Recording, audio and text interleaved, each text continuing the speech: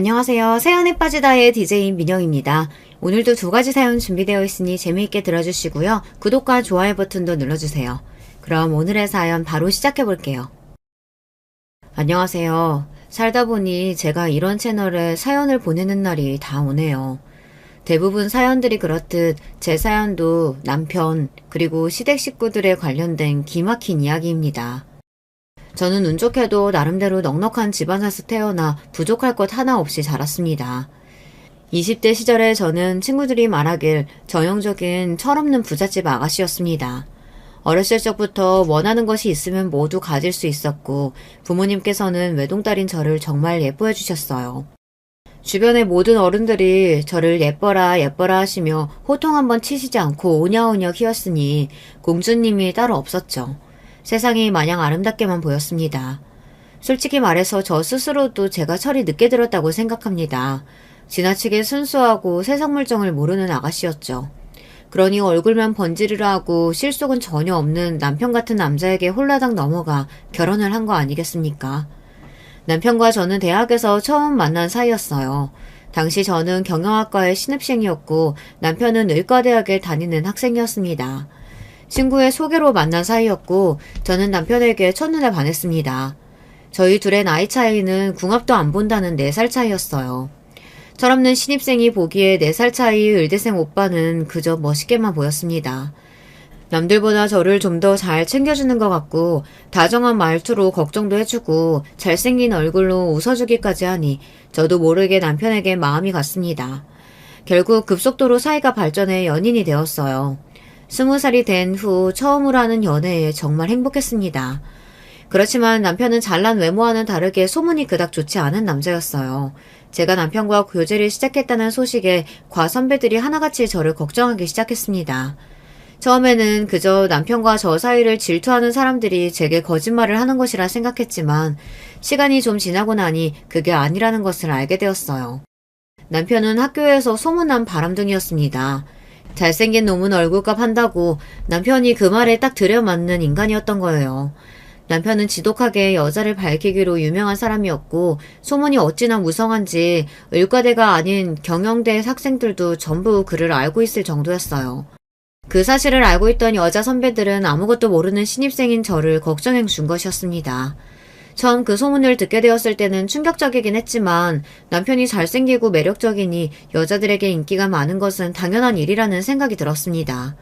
바람둥이라는 소문도 그저 잘난 남편을 질투하는 사람들이 만들어낸 것뿐이라고 생각했고요. 하지만 남편과 교제 기간이 길어질수록 그 모든 것들이 헛소문이 아니라는 사실을 알게 되었습니다.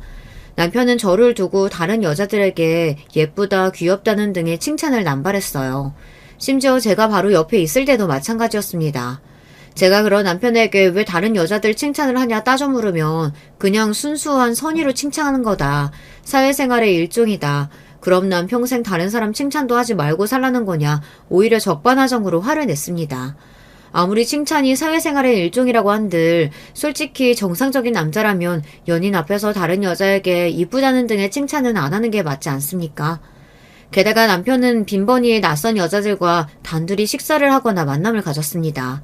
칭찬까지야 100번 양보해서 참는다고 해도 다른 여자들과 데이트 마냥 어울리는 건 도저히 견딜 수가 없더군요. 화를 내는 제게 남편은 그 여자와는 그저 친구일 뿐이다. 친구랑 둘이서 밥도 못 먹냐. 왜 내 인간관계를 네가 전부 통제하려고 하냐.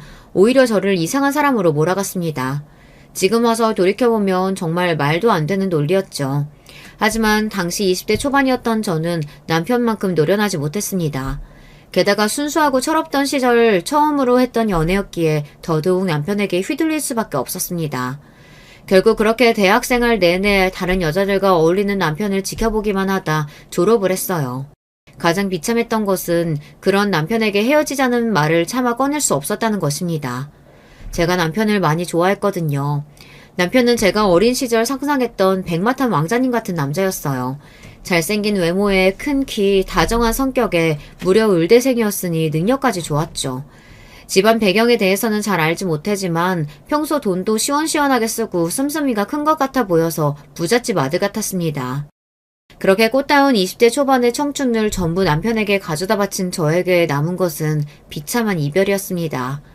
남편은 대학을 졸업한 제게 이제 서로 각자의 갈 길을 가자며 냉정하게 헤어짐을 고하더군요.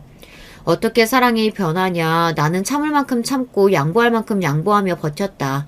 그런데 이렇게 허무하게 헤어질 순 없다. 울고불고 매달려봤지만 아무 소용이 없었습니다. 저와 헤어지고 얼마 지나지 않아 남편에게는 새로운 여자친구가 생겼다는 소식이 들려왔습니다. 사실 저와 교제하는 동안에도 다른 여자들과 양다리를 걸치고 있었을지도 모르는 일입니다. 아니요, 분명 그랬을 거예요. 그 인간은 그러고도 남을 인간이니까요. 남편과의 이별 이후 한동안은 정말 힘들었습니다. 그런 못된 놈을 잊지 못하고 그리워하는 제 스스로에게도 화가 났고 하루아침에 저를 잊고 새로운 여자를 만나 히히덕거리는 남편도 원망스러웠습니다. 하지만 시간이 약이라고 그렇게 몇 달을 괴로워하고 나니 자연스레 잊혀지기는 하더군요. 마냥 철없고 순수했던 시절이 지나 현실을 깨닫게 되었다고나 할까요? 제가 찾던 백마탄 왕자님 같은 남자는 이 세상에 존재하지 않고 진실된 사랑 같은 것도 동화 속에서나 나오는 이야기라는 것을 인정하게 되었습니다. 그 뒤로는 남들과 비슷한 연애를 해왔습니다. 적당히 조건 맞는 사람을 만나 적당히 노력을 들이다 사귀다가 성격 차이 등 문제가 생기면 미련 없이 헤어지고 다시 새로운 사람을 만나기를 반복했습니다. 그러다 보니 점점 그놈이라는 생각이 들었어요. 운명적인 상대를 만날 수 있을 거라는 일말의 기대조차 사라지게 되었죠. 부모님께서도 원래 결혼이 그런 거다. 서로 처음부터 진심으로 사랑해서 결혼하는 사람들이 어디 흔하냐. 조건 맞춰 만났다가 같이 살다 보면 정들고 그런 거라며 본인들도 선봐서 만난 사이인데 행복하게 살지 않느냐 말씀하셨습니다. 결혼 정년기가 되자 어머님께서는 주변에서 선자리를 하나 둘 알아오시기 시작했어요. 아버지께서 사업을 하셨기에 집안이 넉넉한 편이었고 저 또한 나름대로 명문대를 졸업해 번듯한 직장에 다니고 있어 조건은 꽤 좋은 편이었어요. 자랑은 아니지만 젊은 시절에는 외모 또한 어디 가서 뒤처지지 않을 정도였습니다. 어머니께서는 사윗감으로 전문직 남성을 원하셨습니다. 의사, 변호사, 검사, 판사, 그 중에서도 가장 원하는 직업은 의사였습니다. 어머니께서 유독 의사 사이에 집착하시는 이유가 있었어요. 저희 친가, 그러니까 아버지 집안은 대대로 의사 집안이었습니다. 증조할아버지, 친할아버지 모두 의사셨고 아버지 위로 한 명 있는 형인 큰아버지께서도 의사셨습니다. 큰아버지의 아들도 의사셨고 친조부모님께서는 아버지께서도 의사가 되길 바라셨어요. 하지만 아버지께서는 어렸을 적부터 의학보다는 사람을 상대하는 일을 좋아하셨고 친조부모님의 반대를 무릅쓰고 사업을 시작해 결국 큰 성공을 거두셨습니다. 물론 사업가로서는 성공했지만 친가에서 아버지는 완전히 찬밥 취급이었습니다. 유서 깊은 의사 집안에서 의사가 아니라 장사치가 나왔다며 무시당하기 일쑤였어요. 그런 가족들의 태도에 어머니께서는 외동딸이었던 저를 꼭 의사로 키우고 싶어 하셨습니다. 하지만 앞서 말씀드렸던 대로 저는 의대가 아닌 경영대에 진학하였고 아버지를 따라 사업과 관련된 공부를 했습니다. 그런 상황에서 어머니께서는 자연스레 사위라도 의사를 데려야 한다는 생각을 하셨던 것 같아요. 그렇지 않고서야 평생 동안을 친조부모님께 의사 타령을 들으며 지낼 것이 뻔했으니까요.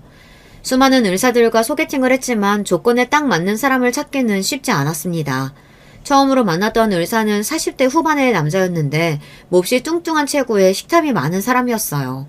첫 만남 자리에서부터 메뉴를 서너 개 시키고는 저한테 권하지도 않은 채 그것들을 다 먹어치우는 모습을 보고 바로 이건 아니다 싶었습니다. 두 번째로 만났던 의사는 심각한 허풍쟁이였고 세 번째로 만났던 의사는 알고 보니 숨겨놓은 아이가 있었습니다. 정말 세상에는 상상을 초월하는 상식을 벗어난 이상한 사람들이 많더군요. 그렇게 계속되는 소개팅에 지쳐갈 무렵 자포자기의 심정으로 나간 선자리에서 저는 남편과 재회하게 되었습니다. 이름을 듣고는 설마 했는데 정말 남편이 소개팅 장소에 나와 있었던 것이었어요. 전혀 생각지도 못했던 만남이라 몹시 당황스러운 기분이었습니다. 남편 쪽에서는 상대가 저라는 것을 이미 알고 나왔다고 했습니다. 솔직히 말하자면 그리 반가운 기분은 아니었어요. 물론 좋은 추억도 많았지만 어찌되었던 끝은 비참한 이별이었으니까요. 떨떠름한 저와는 다르게 남편은 자리가 몹시 즐거워 보였습니다. 이렇게 다시 만날 줄은 몰랐다며 이름을 듣자마자 너인 줄 알았다. 너는 시간이 지났어도 하나도 안 변하고 여전히 예쁘다. 천연덕스럽게 이야기를 이어가는데 참 기가 차더군요. 설마 하니 나랑 정말 결혼할 생각으로 나온 건 아닐 테고 왜 나인 걸 알면서도 선자리에 나왔냐 물으니 남편이 어깨를 으쓱하며 말했습니다. 본인은 저하고 결혼할 생각이 있다면서요. 그 말을 들으니 너무나 어이가 없었어요. 그럼 그때 헤어지지 말고 계속 만나지 그랬냐. 냉혈한 사람처럼 그렇게 버리고 갈 때는 언제고 이제 와서 무슨 결혼 타령이냐 언성을 높였습니다. 남편은 그런 제게 진정하라며 사람 일은 언제 어떻게 될지 모르는 거다. 지금하고 그때하고 상황이 같냐. 우리는 지금 서로의 필요에 의해 만난 것이 아니냐 말하더군요. 냉정하게 생각해보면 남편의 말이 맞았습니다. 저는 의사 남편이 필요했고 남편도 결혼할 여자가 필요한 상황이니 선자리에 나온 것이었죠. 저도 나름대로 나쁘지 않은 조건을 가지고 있었지만 계속해서 의사 사위를 고집하려니 선자리에는 점점 이상한 사람들이 나오고 있었습니다. 어딘가 하나씩 하자가 있는 사람들이었어요. 슬슬 의사를 포기해야 하는 건가 싶을 때쯤 남편이 딱 나타난 것이었죠. 남편은 바람기가 있긴 했어도 허우대도 멀쩡하고 얼굴도 잘생기고 나이도 젊었습니다. 의대도 훌륭한 성적으로 졸업했고 성형외과 전문의 자격증이 있었고 앞날이 창창한 의사였어요. 남편이 원하는 결혼 조건은 바로 강남에 본인의 병원을 개업해 주는 것이었어요. 그거 하나만 해결된다면 어떤 조건의 여자든 아무 상관이 없다고 하더군요. 솔직히 강남에 병원을 개업해 주는 것은 아무리 저희 집안이 넉넉한 편이라고 하더라도 부담이 되는 일이었어요. 다른 것도 아니고 강남이면 다른 것보다 돈이 배로 들 테니까요. 남편은 잘 생각해보라며 어차피 결혼하고 나면 남편 병원이니 네 병원이기도 하지 않느냐. 이건 거저먹는 장사라며 본인 같은 조건의 남자는 다시는 못 만날 거라 너스레를 떨었습니다. 본인도 돈 많고 나이 많은 요처녀보다는 저와 결혼하는 편이 낫다며 이렇게 만나게 된 것도 운명 아니냐고 하더군요. 처음에는 괘씸하고 어이가 없었지만 곰곰이 생각해볼수록 남편의 말이 틀린 것도 아니었습니다. 어렸을 적에야 철이 없어 다른 여자들을 만나고 다녔지만 설마 하니 지금도 그 버릇을 못 고쳤을까 싶었어요. 적어도 최소한의 양심이 있는 사람이라면 강남에 병원을 차려준 아내에게 못할 짓은 안 하겠지 싶기도 했고요. 물론 그것들은 전부 제 아니란 생각이었습니다. 한때나마 지독하게 사랑했던 사람이니 그렇게까지 최악의 인간은 아니라고 믿고 싶었던 모양입니다. 강남에 병원을 개업해달라 요구했다는 말에 아버지께서는 처음에 난색을 표하셨습니다. 얄궂게도 당시 아버지 사업이 조금 휘청이고 있었기 때문이에요. 아버지 사업 사정이 어려운 것을 뻔히 알면서도 이런 무리한 부탁을 하려니 저도 마음이 불편했습니다. 어머니께서는 하자 있는 인간에게 시집 보낼 바에야 조금 무리해서라도 병원을 차려주는 것이 낫다며 어차피 결혼하고 나면 그 병원 사모님 되는 것 아니냐. 집이나 차도 아니고 병원이면 차려주는 게 맞다 아버지를 설득하셨고 그렇게 저희 집안에서는 무리를 해서 남편에게 강남에 병원을 차려주게 되었습니다. 한 가지 의문이었던 건 대학 시절 남편은 분명 명품을 걸치고 다닐 정도로 집안이 넉넉해 보였는데 왜 시댁에서 도움을 받지 않고 병원을 차려준 여자를 찾으러 다닌 걸까 생각이었어요. 알고 보니 남편의 집안은 말 그대로 아무것도 없는 콩가루 집안이었습니다. 대학 시절 남편이 들고 다녔던 명품들은 전부 본인이 어울려 다녔던 여자들이 선물해 준 것이었고 씀씀이가 커 보였던 것도 전부 여자들에게 뜯어낸 돈으로 부자 행세를 했던 것이었어요. 시아버지께서는 젊은 시절 건축 현장에서 일하시다 지금은 몸이 다쳐 집에서 쉬고 계셨고 시어머니는 식당 일을 하면서 생계를 이어가고 있었습니다. 그마저도 남편이 결혼한 후에는 일을 그만두고 남편이 주는 용돈으로 지내실 예정이라고 하더군요. 남편에게는 3살 터울의 여동생이 하나 있었는데요. 그 여동생이 정말 문제였습니다. 남편을 닮아 번지르르한 외모에 예쁘장하게 생긴 시누이는 성격이 막장 그 자체였습니다. 마인드 자체가 딱 기생충 같다고나 할까요. 뭐든 간에 본인이 열심히 일해서 스스로 벌어먹고 살 생각은 없고 언제나 남들에게 빌붙어 사는 인간이었어요. 대학 시절에는 돈 많은 남자 옆에서 살랑살랑 꼬리를 치며 명품이며 용돈을 받아 써왔고 대학을 졸업한 후에는 마땅한 직업을 갖지 않고 여전히 본인의 예쁜 얼굴을 무기 삼아 미래에 대한 계획이고 뭐고 아무것도 없이 탱자탱자 놀고 있었습니다. 어쩜 남매가 하는 짓이 그리도 똑같은지요. 남편은 그나마 의대를 졸업하기라도 했지 시내에는 반반한 얼굴 빼고는 봐줄 만한 조건이 아무것도 없었습니다. 예쁜 얼굴 좋죠. 그렇지만 그 얼굴 평생 유지되는 것은 아니지 않습니까? 적어도 혼자서 밥벌이 정도는 할 만한 능력이 있어야 성인이라고 말할 수 있는 거잖아요. 신우이는 정말 몸만 컸지 머리는 여전히 애가 따로 없었습니다. 남편은 그런 신우이도 여동생이라고 매달 꼬박꼬박 용돈을 줬어요. 그것도 한두 푼이 아니고 몇백만 원 돈을 턱턱 내주더군요. 아무리 한심해도 고슴도치도 지 새끼는 예쁘다고 아주 감싸고 돌았습니다. 아무튼 신우이 얘기는 뒤에 가서 더 자세히 하도록 하고 남편의 집안이 생각보다 더 막장이라는 것을 알게 됐지만 이미 결혼 준비는 시작한 뒤였어요. 강남 성형외과 개업 준비도 착착 진행되고 있었고 식장과 날짜까지 나와 청첩장도 돌린 후였습니다. 남편의 바람기며 시댁 식구들이며 이것저것 걸리는 것이 많았지만 애써 긍정적으로 생각하려 했습니다. 무엇보다도 의사 사이를 얻게 되어 너무나 기뻐하시는 어머니를 보니 자잘한 문제들은 상관없다는 생각이 들었습니다.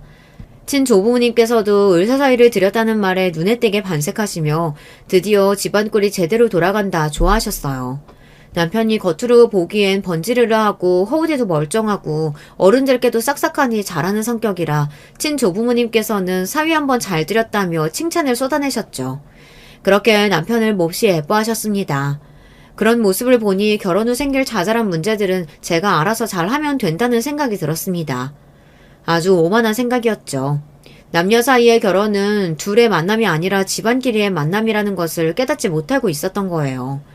남편 친구들은 어디서 이렇게 예쁘고 병원까지 차려주는 복덩이를 만났냐며 저를 입을 모아 치켜세웠고 제 친구들도 결국엔 다시 이렇게 만나서 결혼하다니 운명이란 게 진짜 있나 보다 하며 저를 축하해 주었습니다. 그때까지만 해도 정말 남편과 잘 살 수 있을 거라 생각했어요. 행복한 가정을 꾸리겠다는 희망에 부풀어서 결혼식을 마치고 신혼여행을 다녀올 때까지만 해도 말입니다.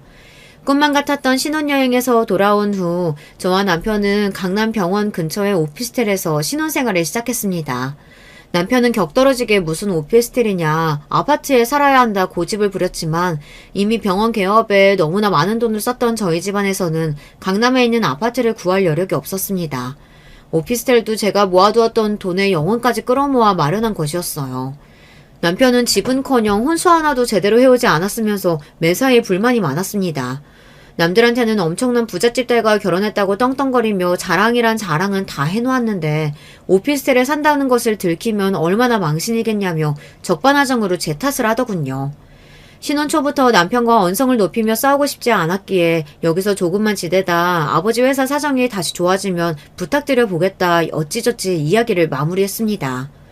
얼마 후 남편의 성형외과가 개업을 하게 되었고 감사하게도 주변 분들이 많이 찾아주신 덕에 점점 손님들이 늘어나게 되었습니다.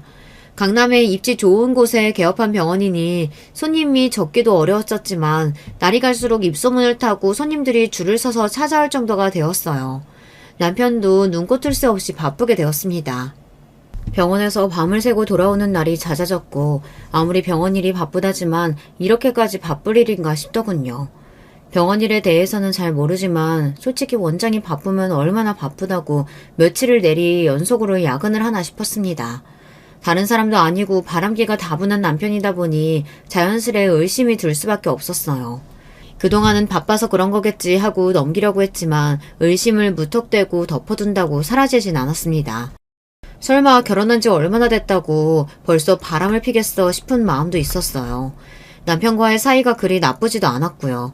남편은 20대 초반에 연애를 하던 시절처럼 제게 다정했고 외모 관련된 칭찬도 많이 했습니다. 남들이 보기에는 사이가 좋다 못해 꿀이 떨어지는 부부였고요. 그랬기에 더더욱 남편의 외도를 의심하지 않으려 애썼던 것 같습니다. 내 앞에서 저렇게 다정하고 착한 남편처럼 구는 사람이 뒤로는 다른 여자들을 만나고 있다는 사실을 알게 되면 정신적 충격이 너무나 클 것 같았어요. 애써 현실을 부정하고 외면하려 노력하고 있었던 것이었어요. 그날도 남편이 야근한다며 집에 늦게 들어가겠다고 연락을 해왔고 저는 알겠다 답을 해놓고서 남편 몰래 병원으로 향했습니다. 야근을 한다던 남편의 말과는 다르게 병원은 불이 다 꺼져 있었어요. 문까지 잠겨 있었습니다. 나한테 거짓말을 했구나. 친구들과 술을 마시러 갔나. 아니면 다른 여자를 만나러 간 건가. 여러 생각들이 들 때쯤 뭔가 이상한 촉이 왔습니다. 병원 안에 사람이 있는 것 같다는 생각이었어요. 아무런 근거도 없었지만 느낌이 그랬습니다. 왜 여자들만의 촉이 있다고들 하지 않습니까? 딱 그런 기분이었어요. 비밀번호를 누르고 어두운 병원 안으로 들어서자 인기척은 전혀 느껴지지 않았어요. 그렇게 굳게 닫혀진 원장실 문틈으로 아주 미세한 빛이 새어나오고 있었습니다. 그 순간 여러 가지 생각이 들었습니다. 저 원장실 안에 남편이 혼자 남아 일을 하고 있을까? 아니면 내가 생각하는 최악의 상황이 벌어지고 있을까? 제발 후자가 아니기를 바라며 떨리는 마음으로 원장실 앞으로 다가갔습니다. 문을 열어보지 않아도 알 수 있었어요. 원장실 안에서는 여자 목소리가 새어나오고 있었습니다. 그것도 평범한 목소리가 아니었어요. 다시 생각해봐도 피가 거꾸로 솟는 기분입니다. 여자의 간드러진 신음소리와 책상이 부딪히는 소리가 들려왔고 그 자리에 발이 딱 박혀버린 듯 몸이 움직이지 않았습니다. 문을 열어 제끼고 시원하게 쌍욕을 쏟아부을까, 여자의 머리채를 잡고 미친 사람처럼 난동을 피울까, 남편의 뺨을 갈겨버릴까 한참을 고민했습니다. 그렇지만 그 어느 것도 실행할 용기가 나지 않았어요. 제가 남편의 외도 사실을 알게 된다면 남편이 오히려 적반하장으로 나올 것 같다는 생각이 들었습니다. 지금은 그나마 사이좋은 부부의 허울을 유지하고 있지만 제게 외도를 들킨 후로는 대놓고 여자를 만나고 다니지 않을까 하는 생각이었습니다. 제가 아는 남편은 그러고도 남을 인간이었어요. 제가 그 문을 열고 들어가 미친 사람처럼 달려든다고 해도 얼굴색 하나 변하지 않고 그러게 왜 굳이 병원을 찾아와서 이 긁어부스럼을 만드냐, 서로 몰랐으면 좋았을 일 아니냐 뻔뻔하게 나올 인간이었습니다. 그 생각을 하니 도저히 원장실 문을 열 수가 없었습니다. 그 미개한 모습을 제 두 눈으로 볼 자신도 없었고요. 한참을 그 문 앞에 서 있다 다시 몸을 돌려 조용히 병원을 빠져나왔습니다. 그 일이 있은 뒤로 남편을 전처럼 대하기가 어려웠어요. 저도 모르게 까칠하게 대하게 되고 매사에 의심부터 하게 되었습니다. 남편도 미묘하게 변한 저의 태도를 눈치챈 것 같았습니다. 혹시 무슨 불만 있냐, 아니면 나한테 바라는 거라도 있냐 물어오는 남편에게 그런 거 없다, 그냥 피곤해서 그렇다 둘러대면서도 마음이 무거웠습니다. 앞으로 평생을 함께 살아야 할 사람인데 이렇게 무턱대고 감정을 묻어두는 것이 맞나 싶었어요. 그렇다고 남편의 외도 사실을 들먹이며 서로 얼굴을 붉히고 싸울 자신도 없었습니다. 결혼 전 자잘한 문제들을 스스로 해결할 수 있을 거라고 생각했던 오만한 자신에게 후회도 들었습니다. 사람은 쉽게 변하지 않는다고 20대 초반에 그렇게 고생을 하며 연애를 했으면서 무슨 자신감으로 이 남자와 아무 문제 없이 행복하게 살 수 있다고 생각했던 걸까 싶었습니다. 매일같이 저를 괴롭히는 생각은 도대체 그 여자가 누구였을까 하는 의심이었어요. 남편의 주변에는 여자들이 참 많았습니다. 당장 병원만 해도 예쁘고 젊은 간호사들이 수두룩했어요. 대학 동기 여의사들도 있었습니다. 병원을 찾는 손님일 수도 있었고 제가 모르는 또 다른 곳에서 만난 여자일 수도 있었습니다. 의심이 의심의 꼬리를 물고 계속해서 이어지다 보니 별별 이상한 상상까지도 다 들었고 너무나 고통스러웠어요. 남편이 간호사와 이야기하는 모습만 봐도 그때 그 여자가 저 간호사는 아닐까, 저 불려시 같은 년이 내 남편을 꼬신 건 아닐까 하는 비이성적인 생각까지 들었습니다. 제 이런 의심을 눈치채기라도 한 건지 남편은 한동안 야근도 하지 않고 집에 제 시간에 꼬박꼬박 잘 들어왔어요. 다른 여자를 만나는 것 같은 정황도 보이지 않았고요. 시간이 좀 흐르자 제가 의부증에 걸려 그때 헛것이라도 들은 게 아닌가 싶을 정도였어요. 남편은 너무나 가정적이고 다정한 남편이었고 병원 간호사들도 모두 입을 모아 저런 완벽한 남편이 어디 있냐며 잘생기고 아내만 바라보고 능력까지 좋은 남편이라니 사모님은 너무 좋으시겠다 남편을 치켜 세웠습니다. 남편이 별다른 의심이 갈 만한 행동을 하질 않으니 점점 마음이 안정되어 갔습니다. 나중에는 그날 밤의 일이 헛것이 아니라 사실이었다 하더라도 하룻밤에 불장난 정도는 눈 감고 넘어가 줄 수 있다는 생각까지 들 정도였어요. 그만큼 남편은 가정에 충실했고 저희 가족들에게도 잘했습니다. 처음에는 강남의 병원을 개업해달라는 요구에 남편을 속물처럼 생각하셨던 아버지께서도 어른들께 싹싹하니 잘 대하는 남편을 보며 생각보다는 괜찮은 놈인 것 같다고 넌지시 칭찬을 건네시기도 했어요. 상황이 그렇게 흘러가니 지금처럼만 가정에 충실하고 다정한 남편 역할을 잘한다면 남편이 저를 속이고 뒤로 여자 하나 둘 만나고 다니는 것 정도야 참고 살 수 있다는 생각이 들었습니다. 지금 생각해보면 참 말도 안 되는 생각인데 그때는 왜 그런 생각을 했는지 모르겠습니다. 어떻게 해서든 남편과의 관계를 안정적으로 유지해야 한다는 강박이 있었을지도 모르겠습니다. 강남의 병원까지 개업해가며 성사시킨 결혼인데 절대 파토낼 수 없다는 부담감이 있었던 것 같아요. 이혼하게 된다면 부모님께도 못할 짓이라는 생각이 들더군요. 저 하나만 참고 넘어가면 모두가 행복할 수 있다고 생각했던 것 같습니다. 그러나 저희 결혼 생활에 닥친 시련은 남편의 바람기뿐만이 아니었습니다. 앞서 말씀드렸듯 시댁 식구들은 전부 타고난 거머리 체질이었어요. 잘 키운 아들 하나에 빌부터 3명이 어떻게든 먹고 살려고 아등바등 애를 쓰는 사람들이었어요. 병원 개업과 동시에 시어머니께서는 식당 일을 그만두시고 남편에게 매달 500만 원씩 용돈을 요구하셨습니다.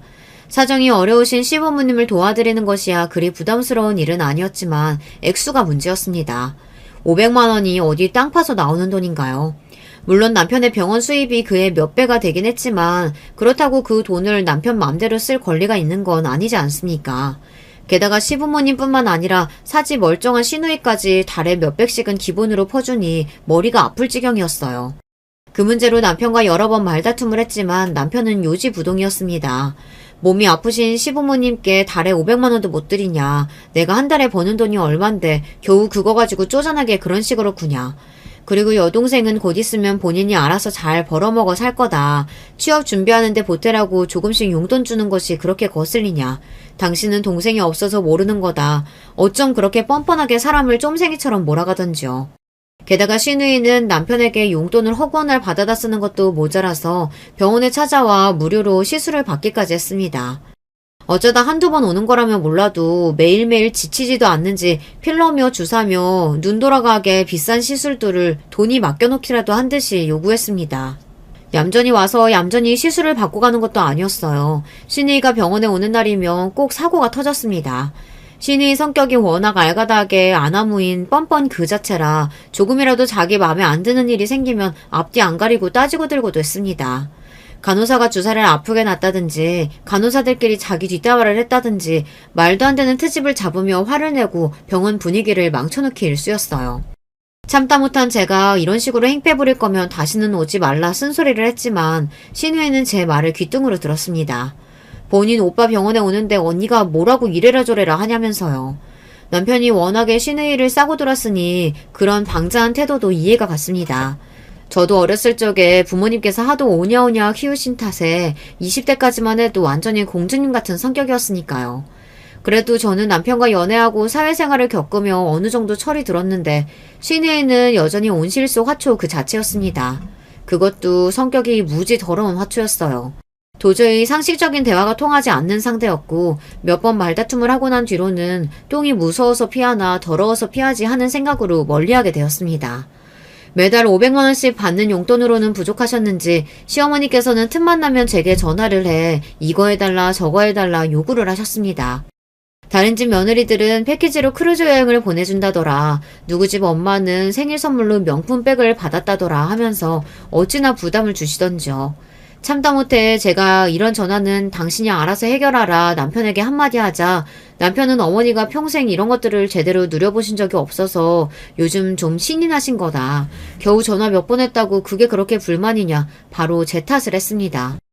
평소 같았으면 지고 넘어갔겠지만 그때는 도저히 참을 수가 없었어요.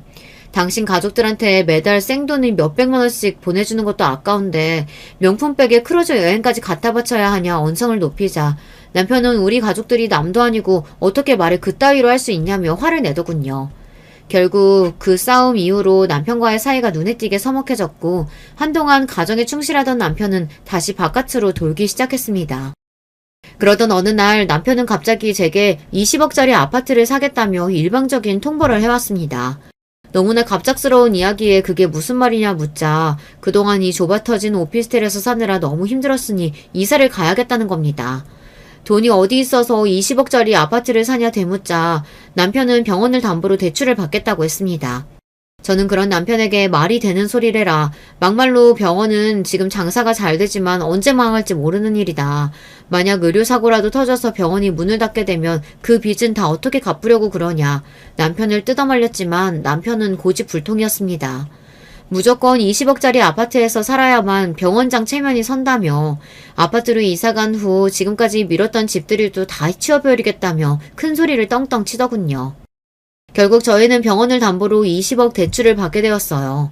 그 과정에서 병원 명의를 남편 앞으로 옮기게 되었습니다. 여러모로 걸리는 것이 많았지만 남편이 한번 한다 하면 무조건 해야만 직성이 풀리는 성격이라 어쩔 수가 없었습니다. 그렇게 저와 남편은 오피스텔을 처분하고 아파트로 이사가게 되었어요. 확실히 고가의 아파트다 보니 평수도 오피스텔과는 비교할 수 없을 정도로 넓고 인테리어도 고급지게 잘 되어 있더라고요. 남편은 아파트에 몹시 만족하며 이제야 본인과 딱 맞는 고급스러운 집에서 살게 되었다며 좋아했습니다. 넓은 집에서 살게 된 것 자체는 저 또한 좋았지만 앞날이 조금 막막하긴 했어요. 남편이 병원 실장과 내연 관계라는 것을 알게 된 건 이사를 막 마쳤을 쯤이었습니다. 회사를 마치고 남편과 함께 집에 돌아가기 위해 오랜만에 병원에 들렸는데 간호사 한 명이 종이박스에 짐을 싸고 있더라고요. 가까이 다가가니 얼굴이 엉망이었습니다. 무슨 일이 있었냐 조심스레 물으니 저를 보고는 몹시 놀라더군요. 괜찮으니 편하게 말해봐라 타이르자 간호사는 잠시 망설이다가 입을 열었습니다.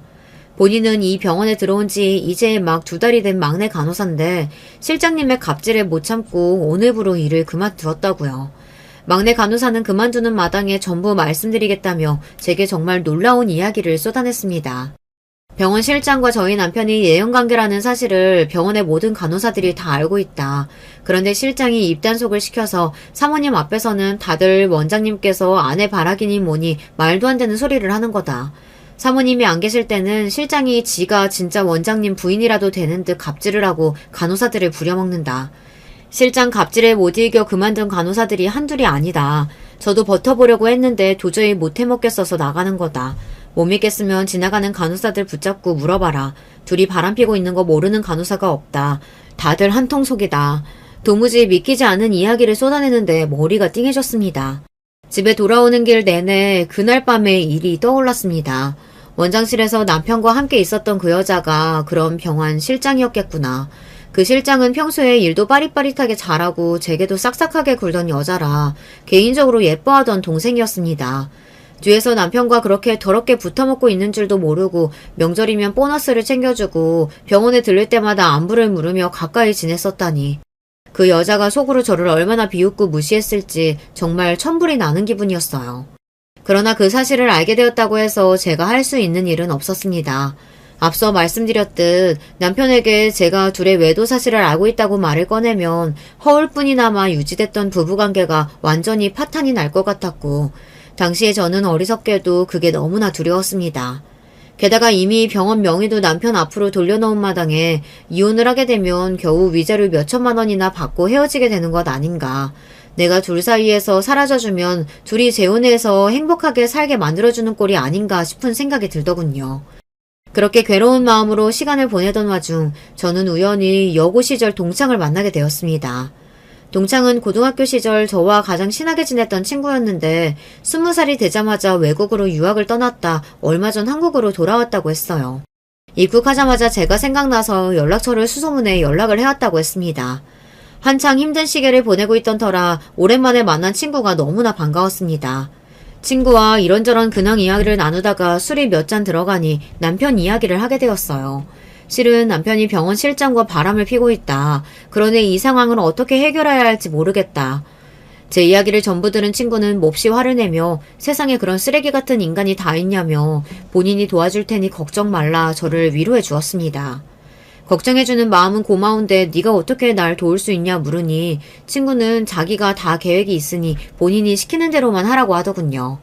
친구가 제게 시킨 것은 본인이 병원에 드나들어도 절대 아는 척하지 말 것, 남편과 실장 사이를 이간질 시킬 만한 행동을 할 것, 이 2가지였습니다. 다음날부터 친구는 제게 예고했던 대로 병원에 드나들기 시작했습니다. 화장을 진하게 하고 명품으로 쫙 빼입은 친구는 누가 봐도 잘 사는 집 아가씨처럼 눈길을 끌었습니다. 친구는 항상 꼭 집어서 원장님께 상담 시술을 받기를 원했고 미인계의 약한 남편은 홀라당 친구의 계력에 넘어가고 있는 듯 했습니다. 그즈음 저는 남편에게 은근슬쩍 실장의 남자친구가 생긴 것 같다. 저번에 병원 지하주차장에서 봤는데 웬 모르는 남자랑 다정하게 껴안고 그 남자 차를 타고 가더라. 거짓 소문을 흘렸고 실장에게는 남편이 실장 말고도 어울리는 여자가 많다는 듯한 분위기로 이야기를 꺼냈습니다. 연애 시절부터 하도 바람기가 심해서 이제는 거의 포기하고 살고 있다면서요. 솔직히 계획을 실행하면서도 반신반의였습니다. 아무리 그래도 남편이 이렇게 얕은 수에 쉽게 넘어올까 생각이 들었거든요. 하지만 남편은 제 생각보다 더 단순하고 멍청한 인간이었나 봐요. 친구는 남편 앞에서 본인이 엄청난 부잣집 딸이지만 아직까지 운명의 짱을 만나지 못해 결혼을 못한 여자인 척 이야기를 흘렸고 본인 앞으로 물려받을 재산만 몇백억이 된다는 거짓말을 했다고 합니다. 친구가 입고 다니는 명품이며 끌고 다니는 비싼 차를 보고 남편은 그 거짓말을 홀라당 믿어버린 것이었어요. 친구는 저처럼 제법 넉넉한 집안에서 태어나 자란 부잣집 아가씨이긴 했지만 물려받을 재산이 그 정도로 많은 재벌은 아니었습니다. 전부 남편을 꼬여내기 위한 거짓말이었고 친구는 본인과 결혼하면 남편에게 병원 2호점, 3호점을 개원해주고 지금 살고 있는 20억 아파트보다 더 큰 아파트로 이사갈 수 있게 해주겠다 살살 바람을 불어넣었다고 합니다. 만나고 있는 실장도 다른 남자가 생긴 것 같고 아내는 요즘 들어 본인을 의심하는 눈치고 그렇지 않아도 이사를 하며 20억이라는 빚이 생겼는데 이게 웬 떡이냐 싶었던 남편은 바로 그 미끼를 물어버렸습니다. 그렇게까지 멍청한 인간이라고는 생각을 못했는데 너무나 쉽게 덫에 걸려들어 허무해질 정도였어요. 남편은 실장과의 관계를 정리하고 실장을 칼같이 잘라버렸고 친구에게 저와 이혼을 하고 오겠다고 약속했습니다. 친구에게 미리 전해들어 알고 있던 소식이었지만 얼굴색 하나 변하지 않고 제게 이혼을 요구하는 모습을 보니 그래도 지난 시간 동안 살 부대끼고 살아온 정이 있는데 이 남자는 정말 나를 털끝만큼도 사랑하지 않았구나 싶어 비참한 기분이더라고요. 이혼을 요구하는 남편에게 지금 살고 있는 아파트 명의 그리고 달려있는 20억치 빚을 깔끔하게 변제한 후 병원 명의도 다시 제 앞으로 돌려놓아라 요구했습니다. 저와 이혼하고 수백억대 자산가의 딸과 결혼할 생각에 신이 났던 남편은 그러하겠다 약속했고 얼마 지나지 않아 돈을 어디서 구해야 하는지 정말 20억 빚을 깔끔하게 갚고 모든 명의를 제 앞으로 돌려놓았더군요. 서류들을 보니 속이 시원하다가도 마음이 씁쓸했습니다. 그렇게 이혼 도장을 찍어주고 저와 남편은 완전히 남남이 되었어요. 그 뒤로 저희 남편, 아니 이제는 전 남편이 되어버린 그 남자가 어떻게 되었을지는 안 봐도 뻔하시죠. 이혼 도장이 찍힌 서류를 당당히 들고 친구에게 돌아간 남편은 대차게 퇴짜를 맞았습니다. 친구는 그동안 당신같이 여꺼운 인간 얼굴 보면서 사탕 발림 말하느라 비위상해 죽는 줄 알았다며 사람이 주제를 알아야지 어디 쥐뿔도 없는 인간이 나 같은 여자랑 결혼하려고 했냐 말을 싹 바꾸고 남편을 쫓아냈다고 합니다. 너무나 당황한 남편이 친구에게 매달리며 갑자기 왜 이러냐 본인이 잘하겠다 손이 발이 되도록 빌었지만 친구는 그런 남편을 비웃을 뿐이었습니다.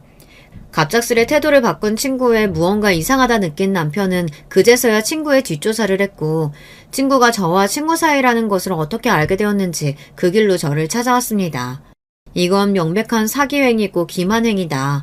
애초부터 친구랑 짜고 쳐서 나를 속여먹은 것 아니냐. 경찰에 신고하겠다 소리를 빽빽 질러대는 남편에게 신고를 하려면 어디 해봐라. 무슨 죄목으로 집어넣을 거냐.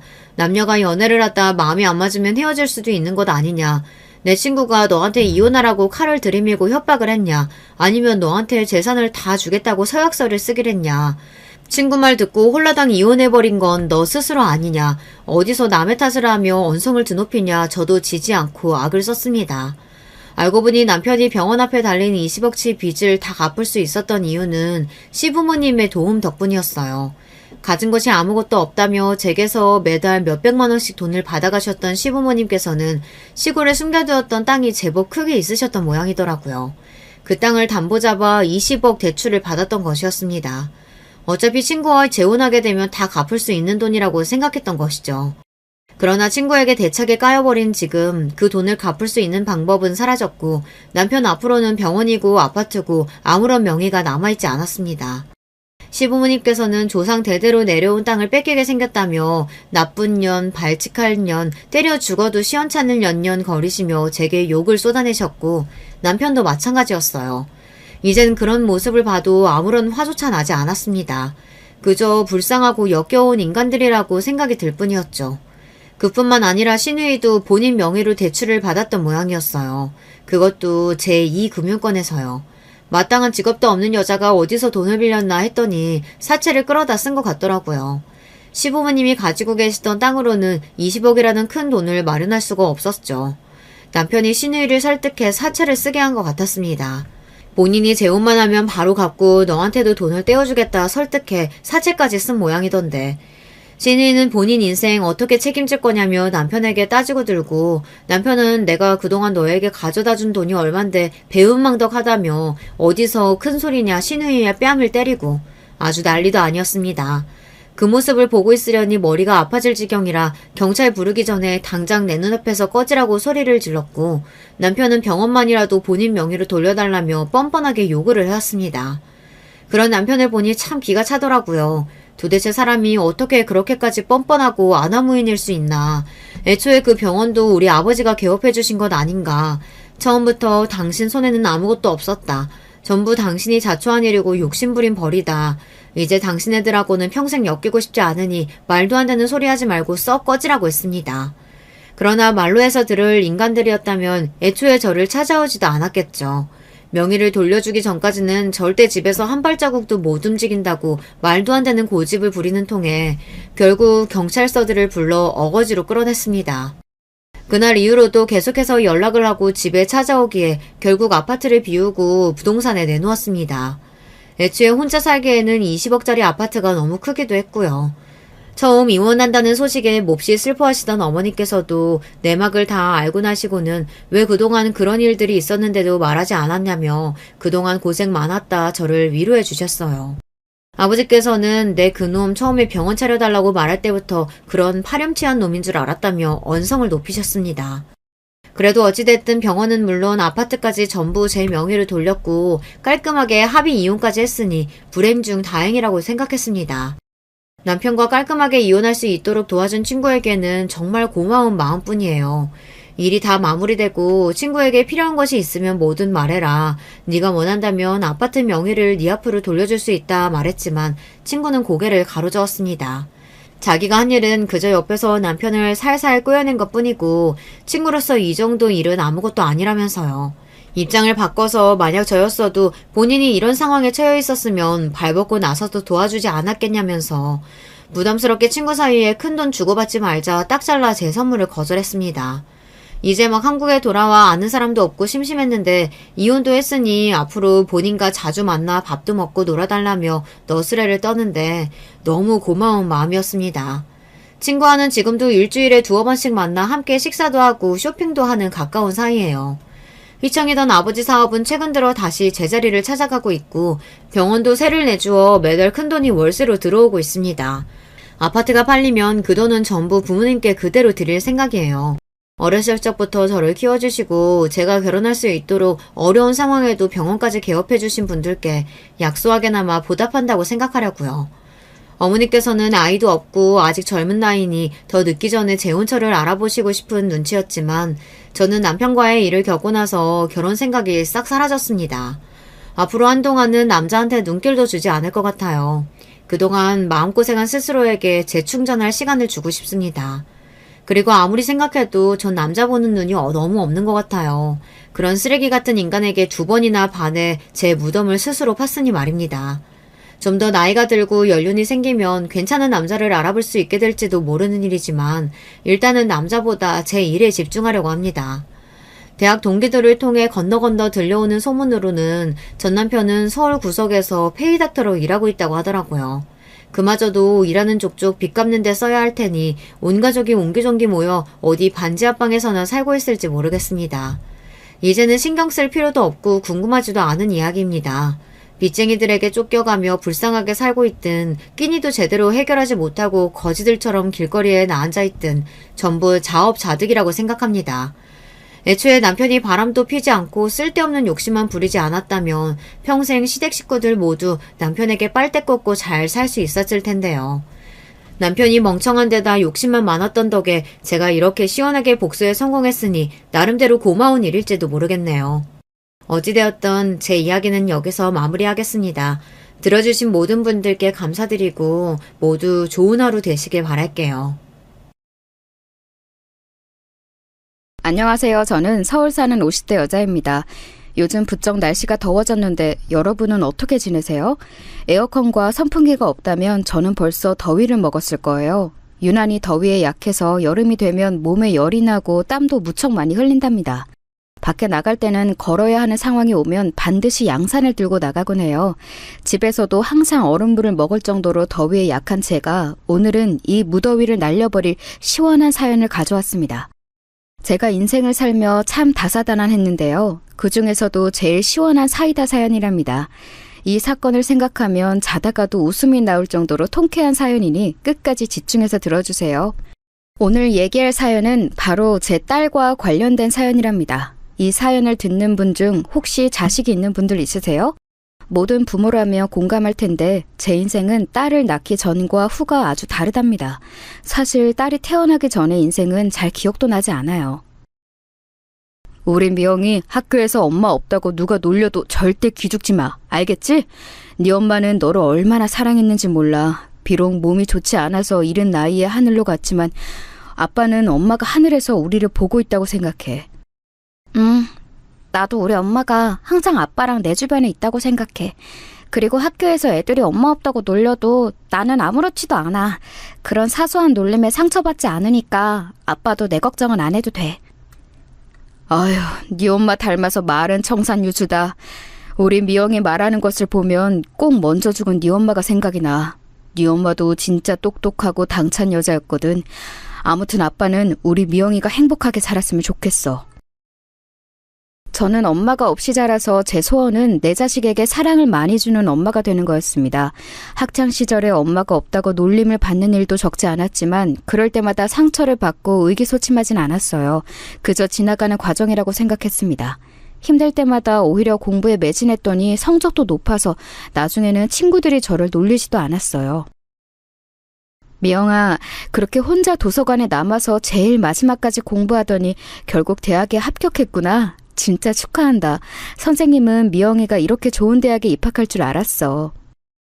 높은 성적으로 서울에 있는 대학에도 합격했었어요. 슬프지만 우리 아빠가 벌어오는 돈은 많지 않았습니다. 이렇다 할 능력이 없어서 제대로 된 직장에 다니지 못했어요. 그저 공사장에 가서 막노동으로 하루 벌어 하루 먹고 사는 형태였습니다. 그런 아빠를 원망하거나 하지는 않았지만 등록금이 없어 결국 다니던 대학을 자퇴할 때는 눈물이 나왔어요. 미영아, 미안하다. 아빠가 우리 딸 대학에 힘들게 들어갔는데 그거 끝까지 다니게 하지도 못하고 너한테는 그냥 미안한 마음뿐이다. 아빠는 하늘에 있는 네 엄마 얼굴을 어떻게 보니? 저승에서 만나면 그저 미안하다고 또 빌어야지. 아빠 왜 울어? 울지 마. 나도 사실 속상하긴 해. 그래도 어쩔 수 없잖아. 우리가 돈이 없는데 내가 공부하겠다고 대학에 간 것부터가 사치였어. 빚도 많은데 돈을 벌 생각을 해야지 무슨 공부야. 대학을 돈 때문에 자퇴한 저는 바로 공장에 들어갔어요. 가발을 만드는 공장이었는데 몸이 매우 힘들었습니다. 그런데 몸이 힘드니까 머릿속으로 아무 생각을 하지 않아서 좋더라고요. 공장을 다니니 확실히 돈이 생겨서 빚도 차츰 갚아나갔어요. 아빠랑 먹고 싶은 음식도 많이는 아니어도 월급날이 되면 먹을 수 있었습니다. 그렇게 공장에서 일하며 청춘을 보내던 도중 과연 결혼할 수 있을지 의문이 들었어요. 당장 이렇게 아빠와 겨우 살아가는데 누가 나랑 결혼할지 궁금했습니다. 그런데 이런 생각도 사치였어요. 왜냐하면 아빠가 갑자기 암에 걸리셨거든요. 미영아, 아빠가 너한테 인생에서 빚진 게 너무 많다. 우리 미영이 어려서부터 엄마 없이 자라게 한 것도 미안한데 이렇게 아파서 병원비가 벌써 얼마니. 부모가 제대로 역할도 못 해줘서 너무 미안해. 아빠한테 만약 큰 수술이 필요하다고 하면 그냥 안 한다고 해. 아빠는 나 때문에 우리 딸이 힘들어하는 거 절대 못 참아.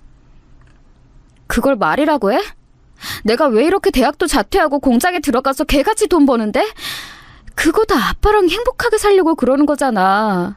나한테 유일한 가족인 아빠랑 어떻게든 이 험한 세상 살아보려고 애쓰는 거 몰라? 도대체 왜 그런 말을 해? 아빠는 본인이 암에 걸려서 미안하다고 사과를 몇 번을 했는지 몰라요. 그런 아빠를 보며 참 속상했습니다. 왜 제 인생은 이런 건지 하늘의 원망도 많이 했어요. 그러다 저는 운명처럼 어떤 남자와 사랑에 빠지게 되었는데 그 남자는 아빠가 입원한 병원의 의사였어요. 아빠의 병을 간호할 사람을 찾지 못해서 제가 공장에 가는 시간이 아니면 무조건 병원에 갔거든요. 아까 아버님 기침하시던데 지금은 목 괜찮으세요? 따뜻한 물 많이 드시게 하세요. 그리고 가습기도 조금 더 큰 걸로 쓰는 게 좋아 보여서. 여기요. 이거 제가 가지고 있던 건데 지금 쓸 일이 없어서 드릴게요. 아버님 쾌차하시길 진심으로 바래요. 아, 감사합니다. 가습기 고마워요. 감사하게 받을게요. 매번 이렇게 담당도 아닌데 챙겨주셔서 진심으로 감사드려요. 저 없을 때도 아빠 많이 보러 오신다고 들었어요. 우리 아빠를 이렇게 신경 써주시다니 제가 몸둘 바를 모르겠어요. 그 의사는 아예 다른 병동에서 일하는 사람이었는데 유독 우리 아빠와 저에게 관심을 표현했습니다. 시간이 지나며 그 관심은 저한테 가진 호감에서 비롯된 거라는 것을 저도 알게 되었죠. 그러면서 의사는 저에게 적극적으로 다가오기 시작했습니다. 가정 형편이 안 좋아 연애하고는 담쌓고 살던 저라 참 얼떨떨했어요. 친구도 없고 오로지 제 인생에서 아빠밖에 없던 시절이라 그런 의사의 존재가 참 고마웠습니다. 조심스럽고 진지하게 시작한 의사와의 관계는 제 인생에 많은 영향을 끼쳤어요. 제가 일하느라 병원에 오지 않으면 의사가 대신해서 아빠를 돌봐주었습니다. 저는 아빠한테 진심으로 대하는 모습을 보며 마음을 완전히 의지하게 되었어요. 그렇게 제가 의사와 한 번에 결혼에 성공했으면 이 사연을 제보하지도 않았을 거예요. 남자가 저에게 진지하게 결혼하자고 얘기한 바로 며칠 뒤 어떤 아줌마가 저를 찾아왔어요. 병동에서 아빠의 간호를 하고 있는데 누가 찾아와서 제 머리채를 잡았습니다. 아빠가 다행히 잠을 자고 있던 상태라 머리가 잡힌 채로 아줌마를 복도로 꺼내왔어요. 누구세요? 갑자기 들어오셔서 이러면 어떡해요? 아줌마! 이게 무슨 짓이에요? 경찰 부를 거예요? 야, 이년아, 경찰? 불러! 네가 우리 아들 꼬셨지? 어디서 우리 아들하고 결혼할 생각을 해? 집안도 근본도 없는 주제. 우리 아들이 뭐가 부족해서 너 같은 애랑 결혼해? 너 당장 내 아들한테서 떨어져. 대학도 안 나오고 공장 다니는 년이 감히 의사랑 결혼하려고 꼬리를 쳐? 어? 미쳤어? 미쳤냐고? 바로 그 사람은 제가 결혼을 약속한 남자의 엄마였어요. 복도가 울리도록 쩌렁쩌렁하게 소리를 질러서 지나가는 환자와 간호사들이 다 쳐다보았습니다. 선생님, 여기서 이러시면 안 돼요. 지금 안정을 취해야 하는 환자도 많고 다른 곳에 가서 얘기해 주시겠어요? 학생, 이 손님 데리고 다른 곳으로 가서 얘기하고 와요. 이거 놔요! 야, 네가 입이 있으면 말을 해봐. 양심이 어디 간 거야? 감히 고졸 주제 의사랑 결혼하려고 해? 애초에 그런 목적으로 의사 하나 잡아서 인생 피려고 했지? 꿈도 꾸지 마. 내 눈에 흙이 들어가도 나는 내 아들하고 너 같은 년 결혼 못 시켜. 알겠어? 슬프게도 너무 어렸던 저는 아줌마의 욕설에 아무 대응하지 못했어요. 그리고 아줌마가 하는 말에 반박을 심하게 할 수도 없었죠. 누가 봐도 의사와 고졸 출신 공장에서 일하는 사람은 맞지 않잖아요.